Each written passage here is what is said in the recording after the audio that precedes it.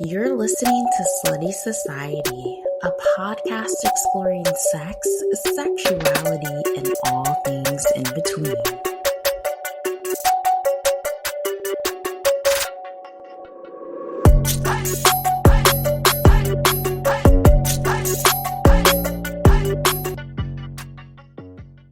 Hey, yo, man, you really don't have to be out here like broadcasting all your fucking porno shit.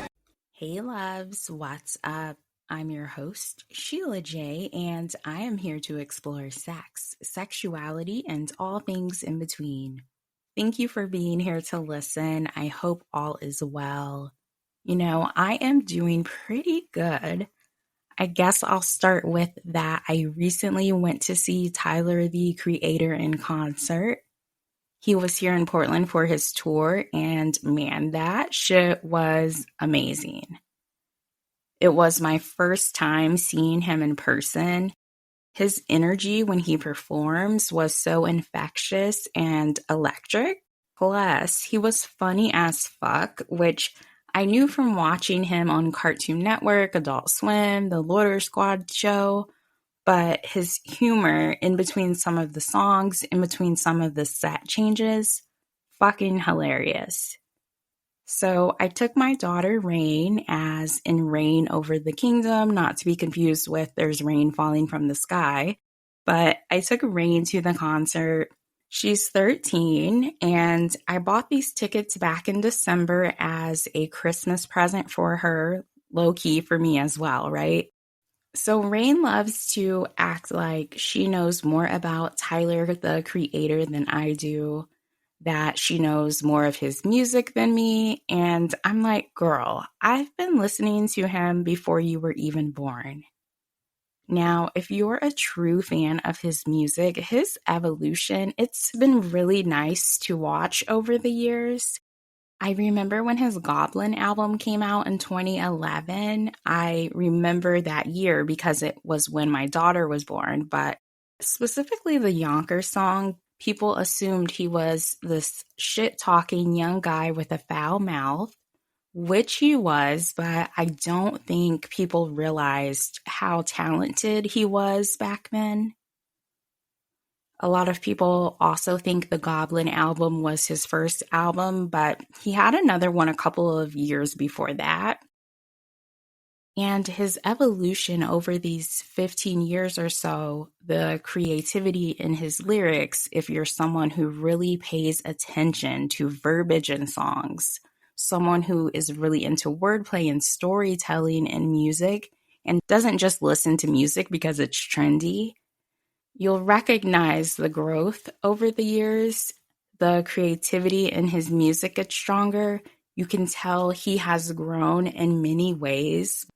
But of course, he's still Tyler. He's still true to his personality.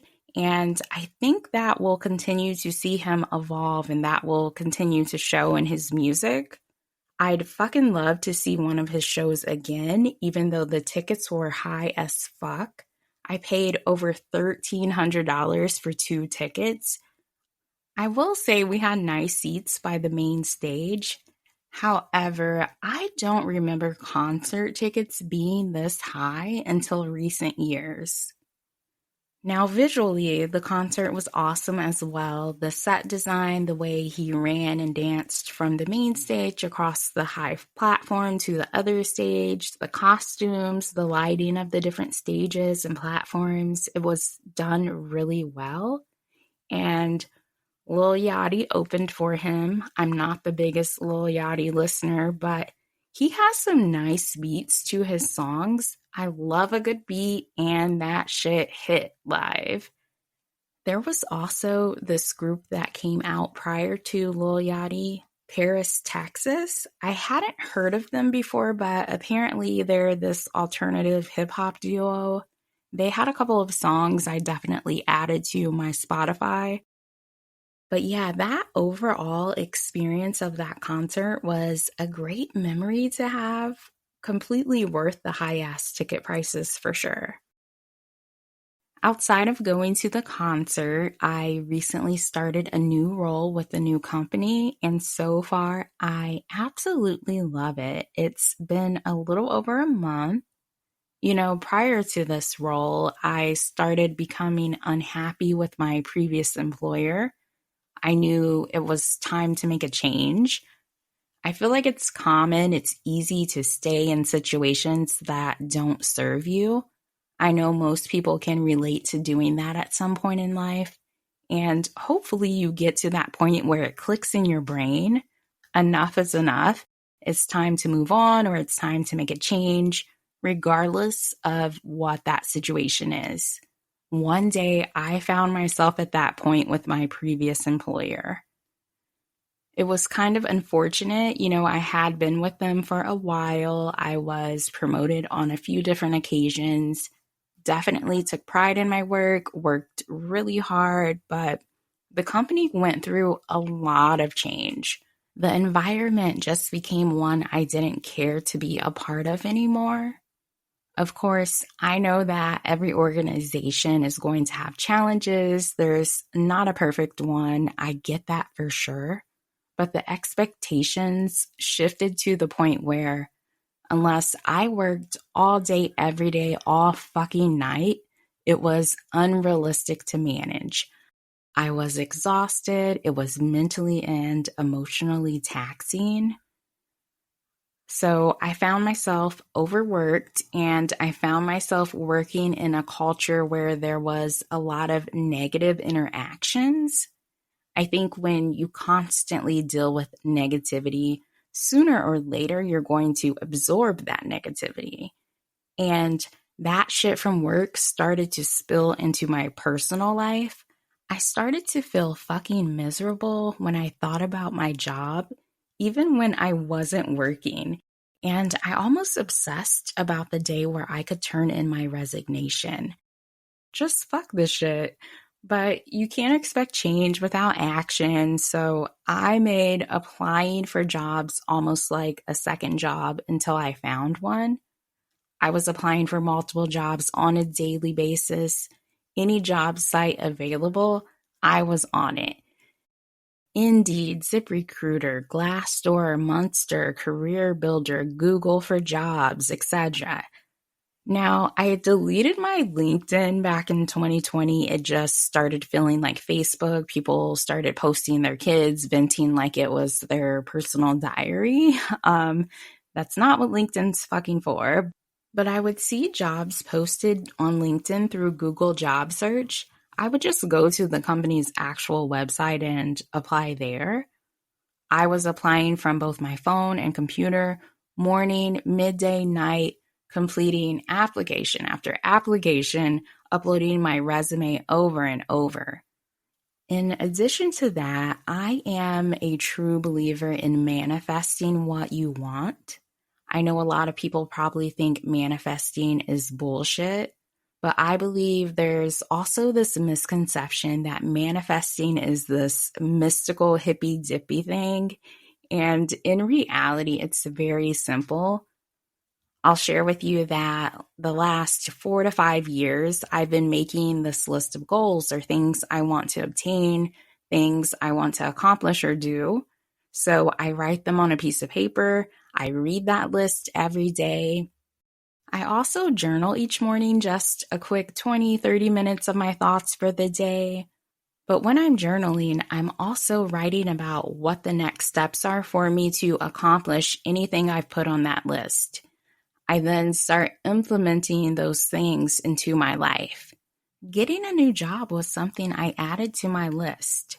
I did this when I wanted to get the truck I have, when I wanted to move into the home I'm in now. I wrote each thing I wanted to obtain down and spoke it into existence. I will get a new car. I will get a new home. I will start a new job. When it comes to manifesting something, it's more about keeping things you want to accomplish or achieve fresh in your mind. It motivates you, or at least for me, it motivates me to take those necessary steps to make shit happen if I'm constantly telling myself they will happen. Essentially, you're making yourself believe you can do it. Now, to find my new job, it did take some time. This was probably the longest it's ever taken me to find a new job. I was looking for a good 6 months, maybe even more. The market right now is so fucking competitive. I've never experienced anything like this. Okay, to give you some perspective, according to one of my old coworkers, when my old job was posted after I left, they had over 400 fucking applicants for my one position. That's wild, right? And there were days when I felt beyond discouraged during my job search. There were times where I felt like, shit, I'm going to be stuck in this stressful ass job. I'm never going to find anything. I think feelings of doubt are natural. We're all fucking human. But even with those doubts, I continued on what seemed like this never ending search. I continued to read my little paper that stated, I will start a new job. Then one day, out of nowhere, the floodgates opened. I started getting calls left and right. I had multiple interviews each week. I actually ended up with a few different offers, which felt good because my confidence had taken a major decline from the combination of negativity from my previous employer and my job search taking forever. After all of that, I received probably one of the best job offers I've ever had with great benefits, flexibility. When I think back about how I felt about work a month or so ago, comparing it to now, night and day. And it feels good knowing I took that initiative to make this happen. Now, I recognize that it's also easy to stay in a situation that makes you feel unhappy. This can apply to any situation, not just a work-related one. I understand it's easy to stay in a situation that isn't good for you, especially if it's one you are just used to. When something bad has consumed you for so long, it's almost hard to see through that fog, to see through to the other side, or I guess to see something different for yourself. I think there's underlying comfort in repetitiveness. I think comfort also sometimes creates fear. Honestly, it can be fucking scary to take chances. When it came to looking for a new job, there was a small part of me that thought, what if I leave and go to a situation that's worse than this one? Which is a valid thought. But if I never took that chance, if I let that tiny ounce of fear hold me back, I wouldn't have found something I deserved. After everything I've been through in my life so far, I've come to terms with the fact that no one else is going to care more about my life than me. It's your responsibility to make your life what you want it to be. You can't wait around for things to change. You can't expect other people to execute change for you. If there's something I want to do, if there's something I want to accomplish, it's up to me to just fucking do it.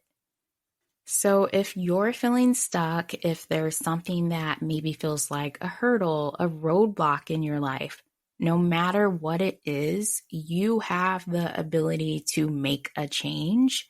It might not be instant. It might take some time. You might have to take multiple or various chances or tries, but change is possible. You just have to take that initiative. Amen to that shit. All right, loves, I am going to move on. I bet you didn't think you were getting a fucking TED Talk today. Now, for this episode, there are a few topics I'm going to discuss. I'll share a few stories from the media, and I'll wrap things up with a random sex fact for the month of March. Okay, so I've shared before that I am a 3.5-time proposal decliner, which feels really weird to say. And I won't go into the story of the half proposal. I told that before as well. But yeah, I've never said yes to, will you marry me? That shit was mortifying. Like, why the fuck? Oh my God. Oh my God. It was the worst. Oh, I hated it. Oh my God. I don't like shit like that. Honestly, every time I was asked, I felt this sense of anxiety. I felt like all of the walls were caving in. I couldn't even visualize myself walking down the aisle in a wedding dress.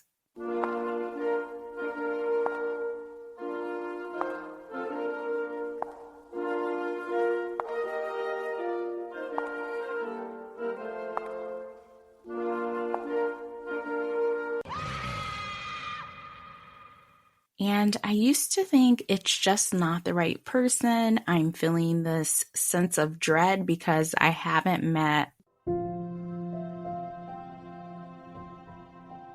the one. In the past, I convinced myself that this was the reason until one day I realized I really thought about it, loves. Marriage was never a concept I was truly interested in. Of course, at times I entertained the idea because I simply thought, well, that's what you're supposed to do. Society has done a great job of pushing this narrative that getting married is something everyone is supposed to do, that everyone should do, that if you don't, then shit. What the fuck is wrong with you?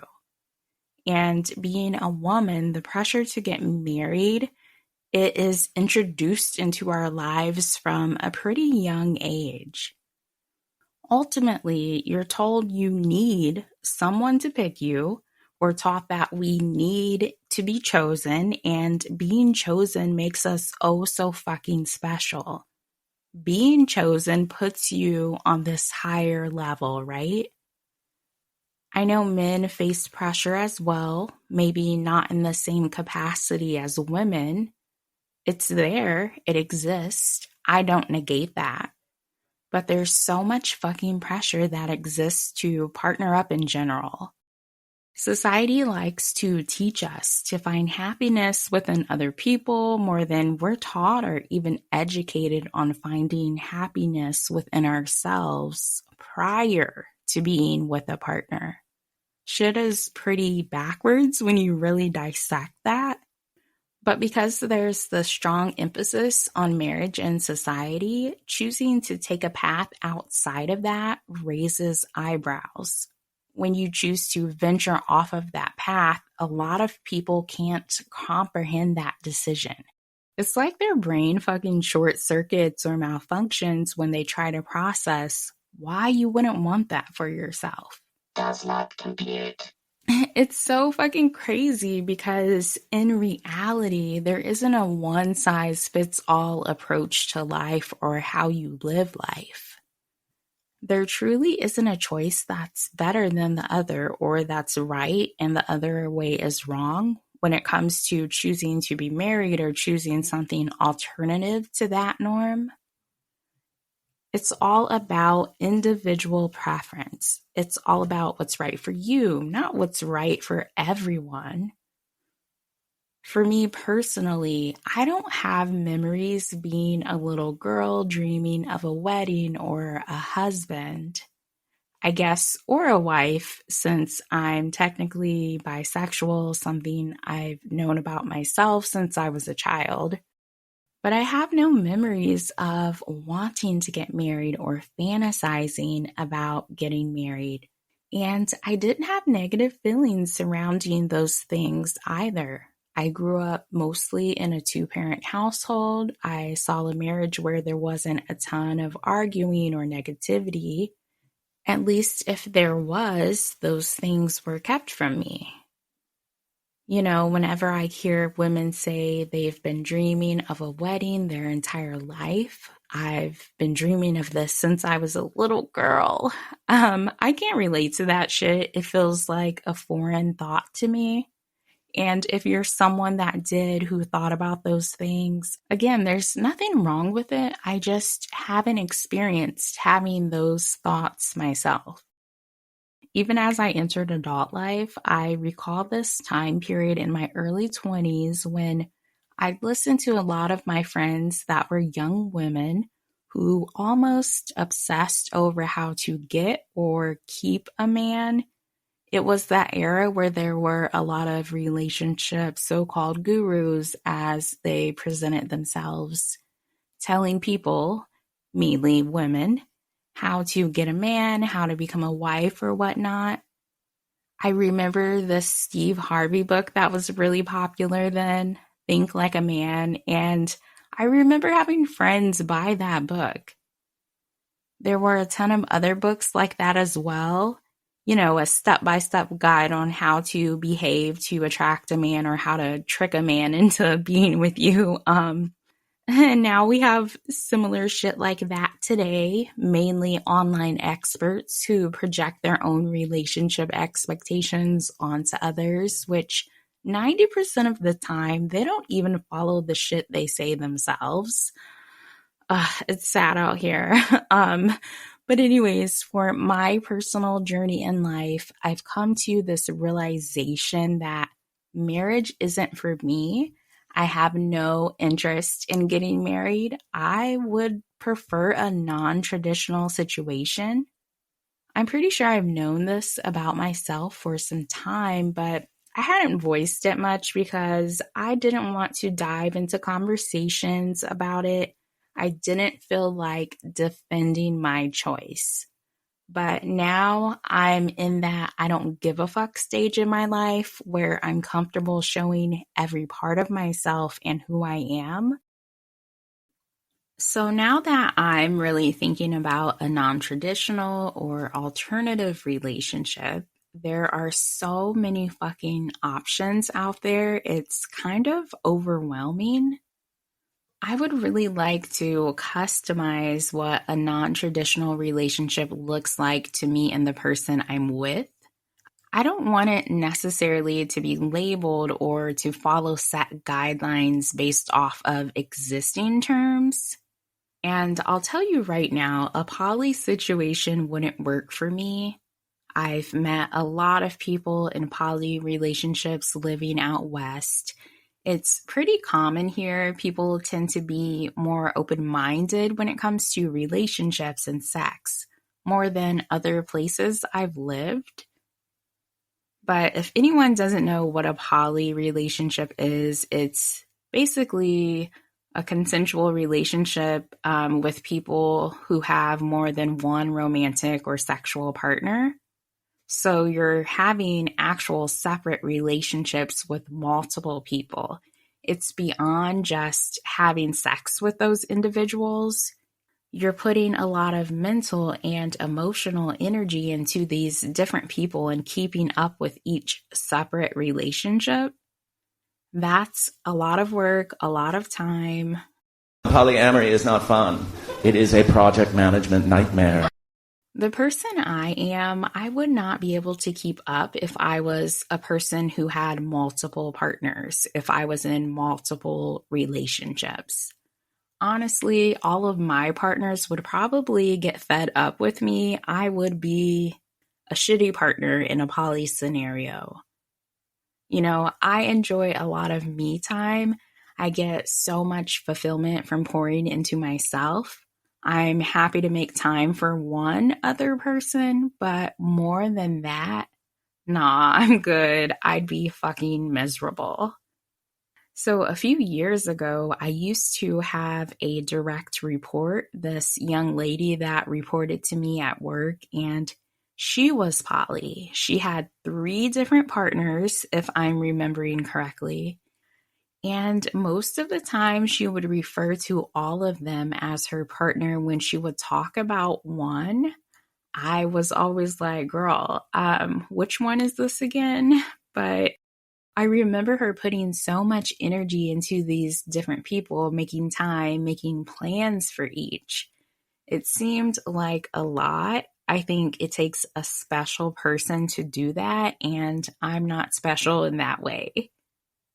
Now, I also thought about if I would be interested in an open relationship, which I think sometimes people confuse poly with open relationships, but the difference here is, and actually, let me grab the definition so I'm accurate.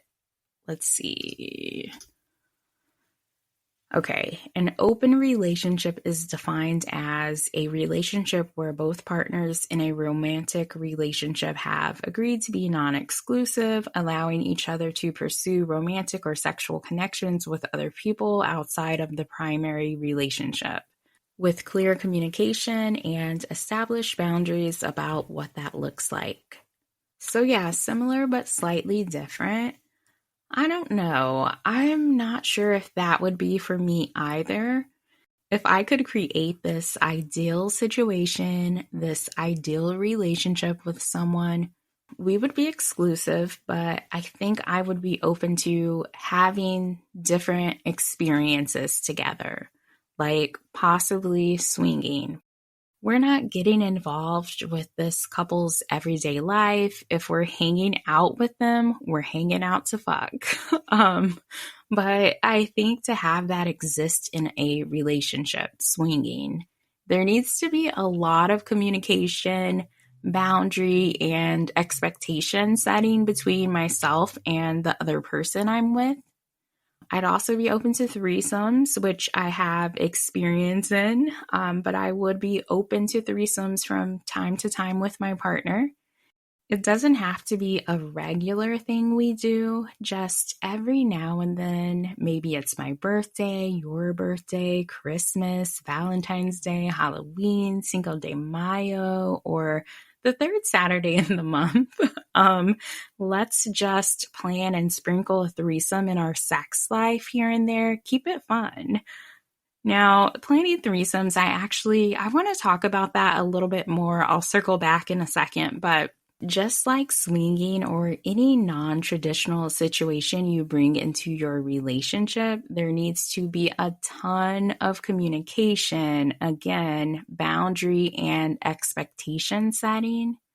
Because we've been conditioned to follow traditional relationships, choosing something alternative is going to require you to talk a lot of shit out. And honestly, you're probably going to have to be able to communicate even more than you would in a traditional situation because it adds another layer to that partnership. You know, overall, just being with someone who is open-minded when it comes to sex or isn't afraid to be sexually adventurous is important to me. I've mentioned on here before that I've been in some relationships where our sex life wasn't the best or it wasn't good, and I was shamed for my sexuality or I was shamed for wanting to have more sex. I refuse to be in a situation like that again. I want good sex, consistent sex. That's important. And I don't see anything wrong with saying that I need that or stating that it's a priority in a relationship for me. Okay, so I'm probably going to get some questions about this next statement I'm about to make, but I don't necessarily need to live with my partner. It's not, that I'm 100% opposed to it, but I believe I can have a healthy long-term relationship without moving in together. And I'm sure there are people listening who think that's fucking crazy or weird because traditionally moving in together is a step most people take at some point in relationships. But living together is not important to me. I've lived with partners before, and at this stage in my life, it isn't a necessity. I'm definitely open to exploring different options, maybe spending a certain portion of the year in the same household if I get to that point with someone, but we don't need to run out and buy a house together. I really love having my own home. It's where my peace is. There's this actress who has been around for quite some time, Sheryl Lee Ralph, who I must say that woman has such a beautiful spirit and energy. but she's been on Broadway and on some pretty popular TV shows. I guess currently she would be best known for the series Abbott Elementary, but I bring her up because she and her husband have never lived in the same home, and I think they've been together for around 20 years or so. I know it's hard for some people to comprehend that because it's not what we usually see, especially when people are married. I actually have a clip of her speaking about this. It's pretty interesting. Now, my husband and I, we live in two separate places. Now, is this for everybody? Hell no. But for us, it works. If you're a young couple, you're trying to start a family and everything, this isn't for you. We have been married. We have been divorced. We are married to each other again. Best decision in my life. Oh, this man. But I have my life. He has his life. I've got my career. Yes. He has his career. He can't leave Philadelphia and come start here. So I'm like, baby, hold down Philly. I'll hold down L.A. doing Abbott Elementary. Yes. Doing super things. Hey. Y'all are on assignments. Thank I you. understand. Thank you. And we are getting ready to celebrate 20 years of a good thing. 20 years. Thank you.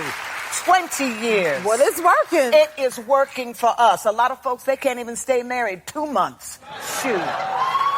We got 20 years together, and we are loving each other, and it works for us. Now, if you got problems with trust, you got trust issues, this isn't for you. But he and I, we're on the same place. I tell any woman, you think you can get my man? Go on and try. And if you do get him, you better keep him. Of course, I don't know these people personally. I don't know the ins and outs of their relationship.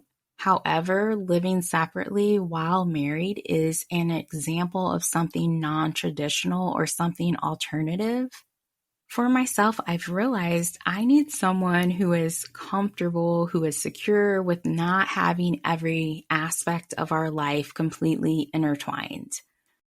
I know for some couples, they like to do a lot of things together. They like to share friends. They do all of their traveling together. And that's fine for people that enjoy building their life that way.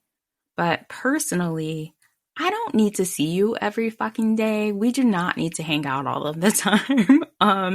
And that probably sounded a little harsh, a little extreme, but I enjoy time to myself.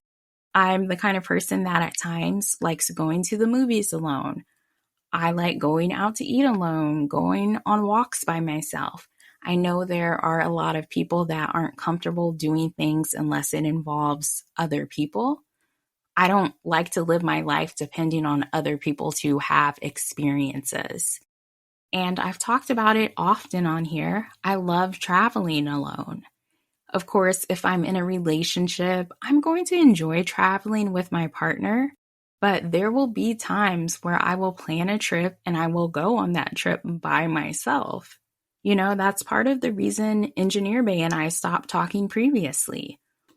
We weren't even in a relationship. We were having those initial conversations about what's next. Should we pursue that? It was right before I left to do my solo trip to London. Even though he knew I was going months and months before my trip, all of the sudden, it's almost time for me to go, and he freaked the fuck out at the thought of me traveling out of the country by myself. Although we have reconnected, honestly, it's been mostly on a sexual level. I've been cautious of emotionally connecting because of what happened before. Being free-spirited, being independent, and adventurous has been an issue in some, maybe most of my relationships. I think initially it attracts people, but once they are with me, it can be somewhat intimidating. I'll admit it's hard to find people that can handle the person I am and who are as open-minded as I've grown to be when it comes to relationships. Luckily, I don't stress about being single. I don't allow the pressure from society to consume me. If a relationship is meant for me, it will happen. If not, I'm okay with that too. It's been like 4, maybe over 4 years now that I've been single. I'm actually kind of appreciative that I've had this time to really focus on myself and kind of solidify what I would want if I were to get into any type of partnership. And I feel like this version of myself is the most prepared if I do get into a relationship compared to other stages in my life. If that happens, it'll be interesting to see what a non-traditional relationship will end up looking like for me. All right, I want to switch it up. I said I would circle back to this. Let's talk about planning threesomes.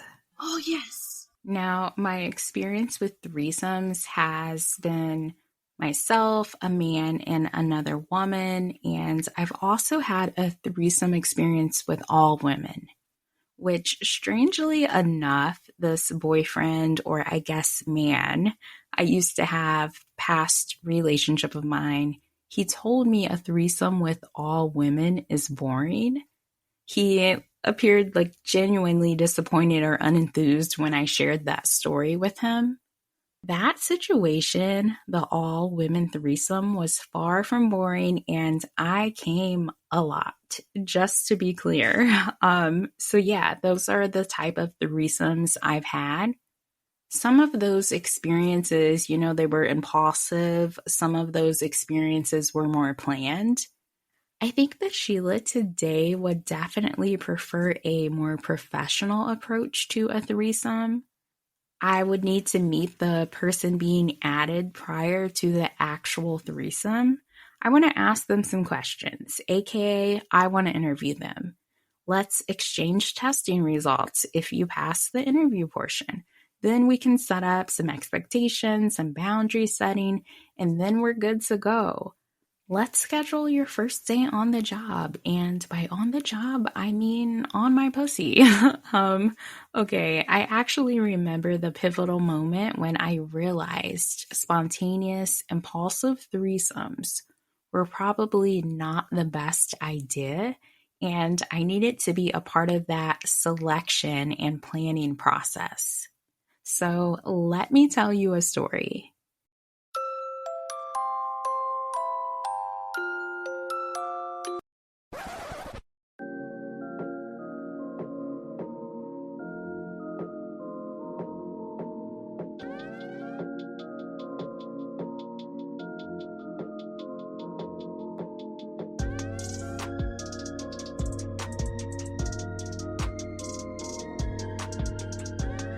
This story takes place back in my Chicago days. I was seeing this guy, and on this particular night, we met up to go out together. I believe we were in the neighborhood of Wicker Park, West Division Street, I think. But I met up with him in the parking lot of a club that was called Evil Olive. I get in his car. When I arrive, I'm fashionably late, but he wants to smoke before he goes inside. So he's hitting this blunt. I hit it a few times as well. Which, side note, it's been a long time since I've had marijuana. I unfortunately had a bad experience with a strain called Drama Queen. Let's just say having to crawl to the front door to let the EMTs inside scared me fucking straight. Anyways, back to this story. He starts talking about some chick he invited and how we could possibly have a threesome with her. I told him I didn't care if she met up with us, but I wasn't going to guarantee that something was going to happen that night. So we eventually get out the car. I spray myself with perfume to cover up the weed, and we make our way to the line for Evil Olive. When we get in line, we can hear the music playing and loud bass shaking the walls outside of the club while we're moving up in the line. Wait, okay, hold on. Actually, wait a minute. We weren't at Evil Olive. It's all coming back to me now. We were at Funky Buddha Lounge between West Loop, River North, West Town area, I believe. Regardless, totally different vibe. All right, we make our way inside, get drinks, we're dancing, it's packed, the DJ is dope. We start having a good little time, and at some point, this guy tells me the chick is there and he's going to meet her at the door. Maybe 15 minutes later, he reappears and... Are you serious right now, bro? I don't like to say I have a type. I really don't. But anyone that knows me knows I pride myself on being put together.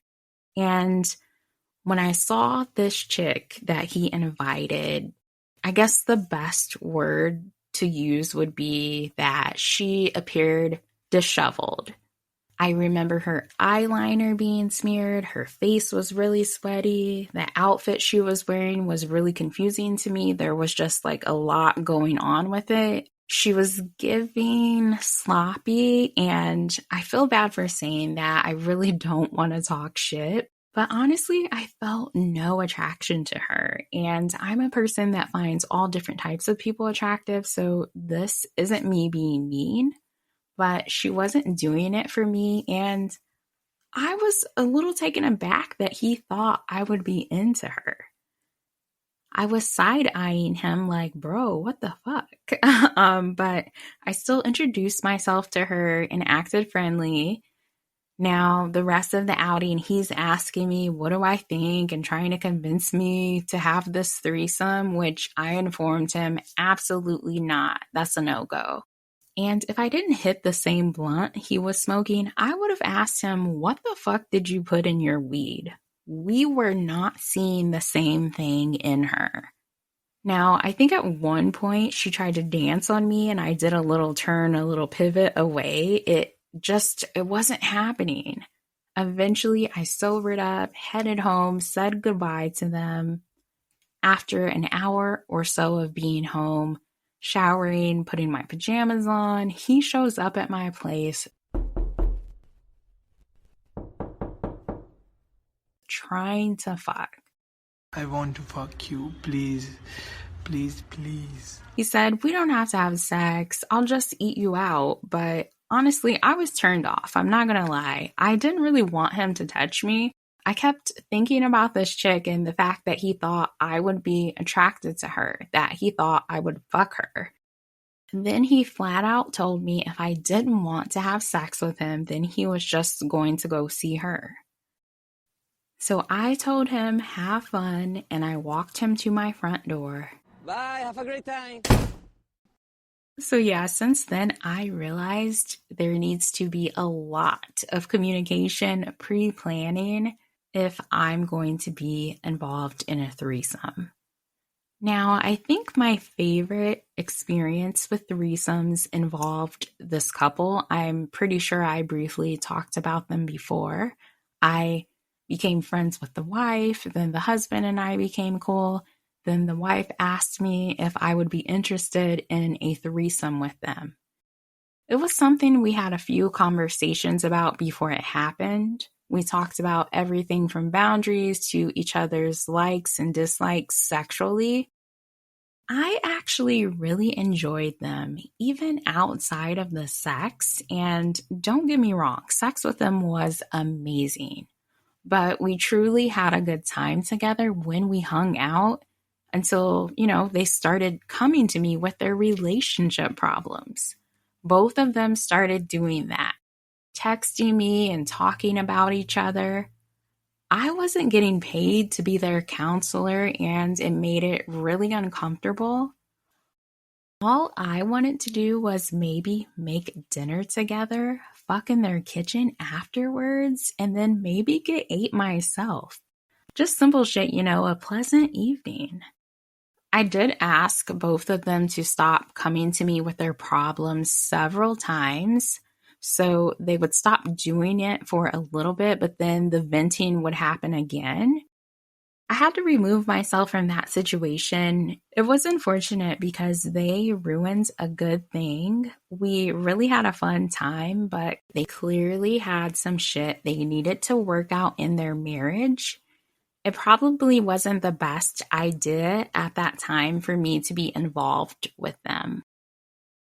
Okay, I think I'm ready to move on. Let's go ahead and do some In the Media. We interrupt this broadcast to bring you some breaking news.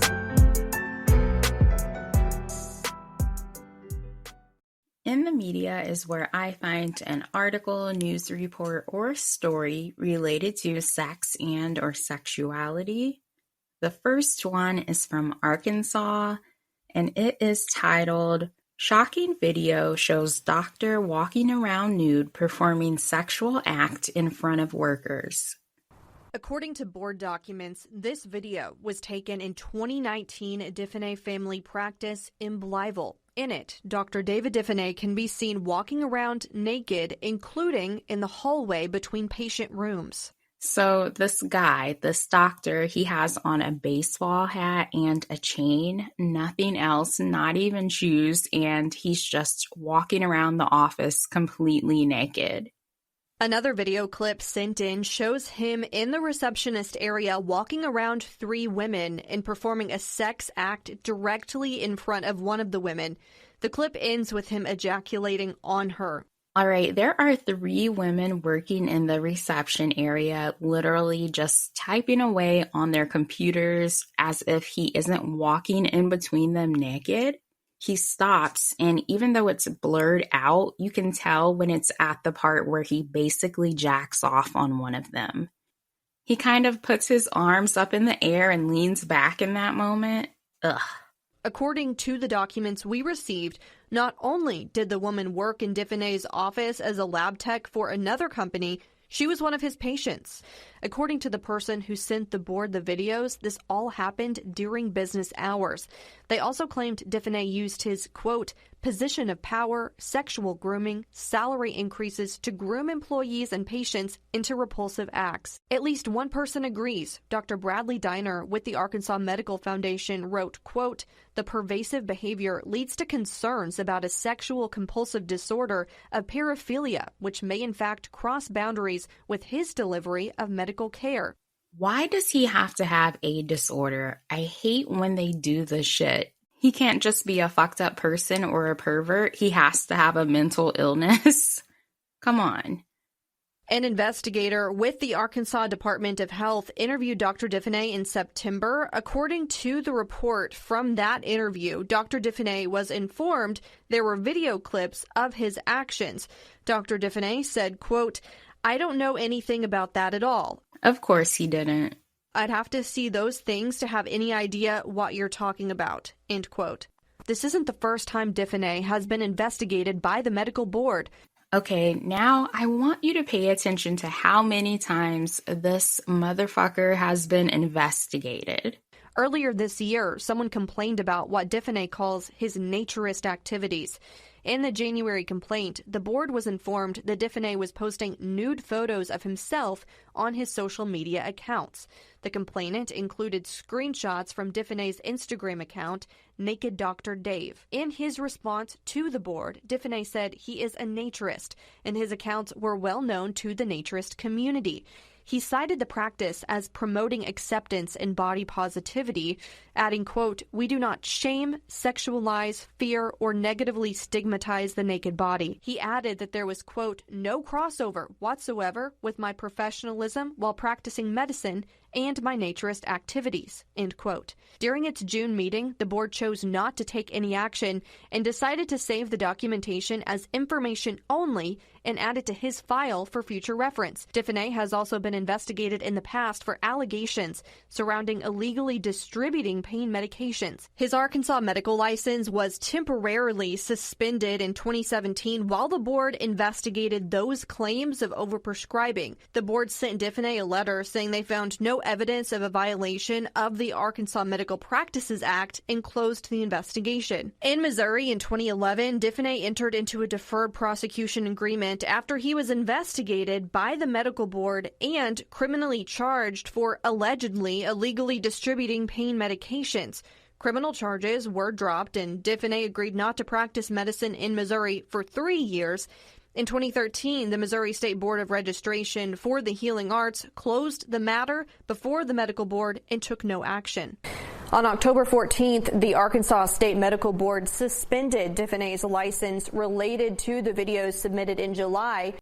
So this is the fourth investigation for Naked Dr. Dave, and honestly, I won't be surprised if nothing happens. He has to know someone on the medical board. This shit is fucking wild. All right, this next one is a little disturbing, but I have to let you all know what's going on in the world. I have to keep you informed. Mississippi woman sentenced for unnatural intercourse with dog. A Mississippi woman has been sentenced for having unnatural intercourse with a dog. According to the Mississippi Department of Corrections, Denise Frazier, 21, was sentenced to 4 years in prison after she was convicted in Forest County. A judge also ordered Frazier to serve 5 years probation and pay $2,615.51. She is being held at the Central Mississippi Correction Facility in Rankin County. Frazier was arrested in Hattiesburg and charged with 1 count of attempted unnatural intercourse and 1 count of unnatural intercourse. She was previously arrested in Jones County in April 2023 for unnatural intercourse and aggravated cruelty towards an animal. That's right, she is a repeat offender and has a thing for dogs. According to In Defense of Animals, authorities obtained a video that showed Frazier had engaged in unnatural intercourse with a dog. They said 3 separate dogs appeared in multiple videos. The dogs were rescued and received veterinary care. These dogs are fucking traumatized. And I actually found the news report for the first time she was arrested. Let me play that. Jones County woman faced a judge a few hours ago for a case investigators describe as disgusting and disturbing. Now, we want to warn you the details of this case are graphic in nature. A judge set 19-year-old Denise Frazier's bond at $25,000. Deputies arrested her in the Myrick community Wednesday. The sheriff's department received a tip about graphic videos of unnatural intercourse on social media. So yeah, this one was 2 years ago, and why the fuck are you posting this shit online? The department says it's in the initial investigation phase, but has found no evidence that Frazier was threatened or coerced to participate in these acts on video. 3 separate dogs were seen on video, and all animals are now in a safe place getting medical help. The lead investigator says he's never worked a case like this before. We've never dealt with this particular type of case before, so there's really no true words to describe it. Fucking gross are a couple of words that pop into my head. Other than disgusting. And so right now, like I said, we're still in that initial stage, kind of past the first part of it, but we're still going to look into it and see if there's more. Jones County say some videos may have been made in other counties, and they have alerted those counties, and more charges may be added. So y'all need to hide your dogs, hide your wife, and hide your husband because they raping everybody out here. I know that was probably inappropriate, but I have to laugh so I don't start feeling sick to my stomach thinking about this story. And you know what? I think I should switch the mood a little bit after that one. I'm sure some stories from the great state of Florida will lift our spirits.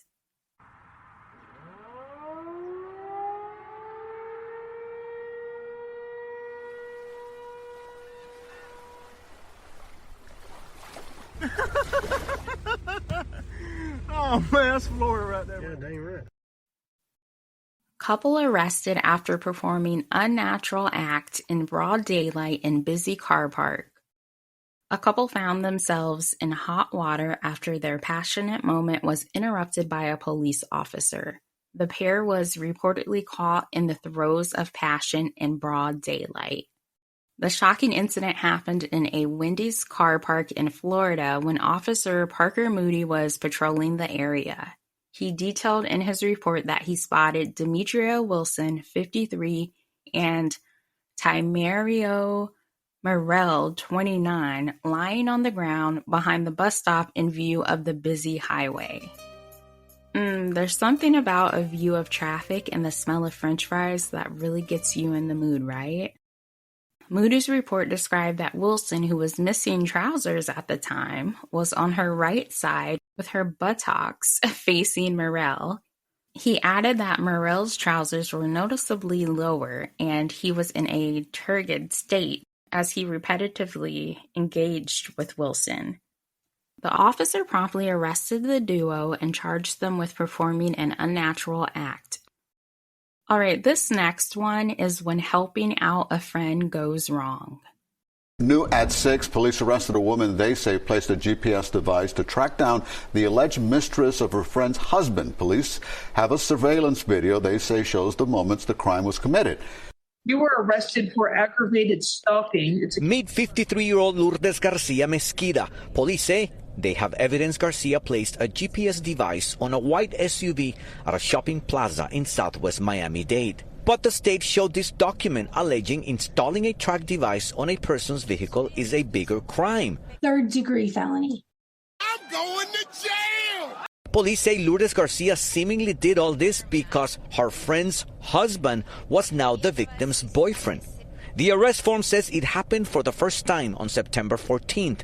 A surveillance camera from this restaurant in Southwest 8th Street caught everything on video. Investigators say Garcia drove this brown BMW, pulled in front of a white SUV, and installed a ZipTech GPS tracker underneath the vehicle. This is someone who has zero criminal history. Garcia's defense attorney said in the 10 years living in the U.S., she had never been arrested. The victim found out about the crime because a coworker saw what happened. You just got caught! You just got caught! 4 days later, on September 18th, 2024, the defendant was seen walking around the victim's vehicle again and was observed placing an unknown object underneath. At that time, a bystander witness confronted the defendant, who stated she was confused and a friend had sent her to look for a car because she had been cheated on. This is the moment the bystander confronted her. On Wednesday, investigators visited the same restaurant again. Police are still investigating if Garcia acted on her own. The victim does not know Lourdes Garcia, and we choose not to reveal her information. She told CBS News Miami she stopped seeing the men 10 months ago. Damn, all of that PI work and they weren't even together anymore. Okay, I have another GPS situation and it also takes place in Florida. Florida Chipotle worker installed tracking device on ex-fling's car in hopes he would run into her. He said he's gonna GPS that pussy. A Florida Chipotle worker was arrested Tuesday after he allegedly used a tracking device from Best Buy to keep tabs on an ex-fling from years ago. Years ago, please sir, move on. Tyler Michael Strack, 22, was hit with a felony charge by the Pinellas County Sheriff's Department after the woman found the cube tracker attached to her vehicle, according to a criminal report complaint obtained by the Post. Investigators were able to figure out that Strack got the gadget from the chain store when his email address was linked to the purchase, the complaint alleges.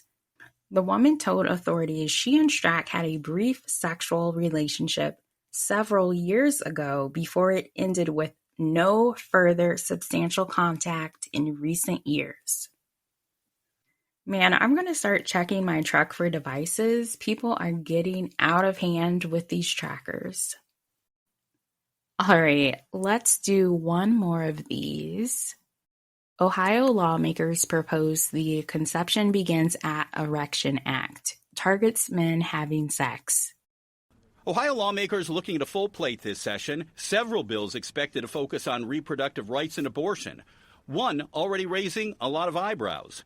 Legislation that would make unprotected sex a felony for men who do not have the intention to get a woman pregnant. I think we're overstepping our boundaries a little bit. You know, someone's private life is their private life. Oh, interesting. I guess that only counts for this circumstance. I think that's a very interesting idea, but I don't know if it would be taken seriously, but I feel like it should be.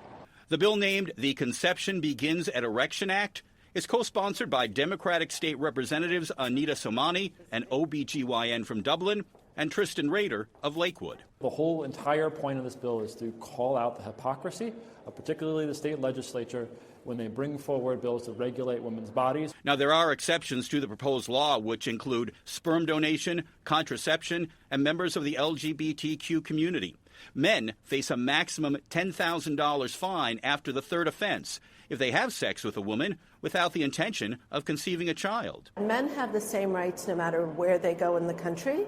Women have rights based on where they live. This may be considered a waste of money by some people, but we have had far bigger misuse of taxpayer money in bills that have been proposed and passed. The final draft still being written. The proposed legislation will get a hearing after it's submitted. But with a Republican-controlled legislature, the bill not expected to go anywhere. For this particular bill, that's certainly okay. Again, the whole point of this bill wasn't to get it passed. The whole point of this bill was to call out the hypocrisy. As they said, they are doing this to prove a point, but it's such a silly thought to want to control a man's body. Come on. Your penis, your choice. You should have the right to penetrate or ejaculate as you please. You should have the right to splatter your DNA on someone's face for fun. You should have the right to jack off into a sock, onto a Puffs Plus lotion tissue, inside of a fleshlight, all because you want to feel good. You should have the right to demand, to command someone to swallow your potential kids because spitting them out is a waste and should, frankly, be a crime. Let's write a bill for that. Let's lock up these spitters. And fuck those potential kids. It's not a good time unless they are being digested. Attempting to control a man's body is simply... It's unforgivable. The previous statement does not represent the general thoughts of Slutty Society or its host. Okay, one quick thing and then I think I'll wrap this episode up. So we know March is Women's History Month. Yay to that. It's my month every fucking month in my head. But March is also recognized by the American Sexual Health Association as Sexual Pleasure Month. The more shit you know, loves. Now, the American Sexual Health Association emphasizes that sexual health extends beyond the absence of disease, encompassing sexual pleasure and satisfaction as essential to overall well-being. Sex has been shown to promote better sleep habits, less stress, and more happiness. Our bodies thrive on chemicals released during orgasm, so a healthy sex life is indeed part of a healthy body. So to that, I would say celebrate this month by fucking someone, fucking yourself, whatever you desire. All right, loves, I hope you enjoyed this episode. If you have topics you'd like me to talk about, if you have any feedback, my contact info is in the episode details. But as always, thank you for listening. Until next time, bye, loves.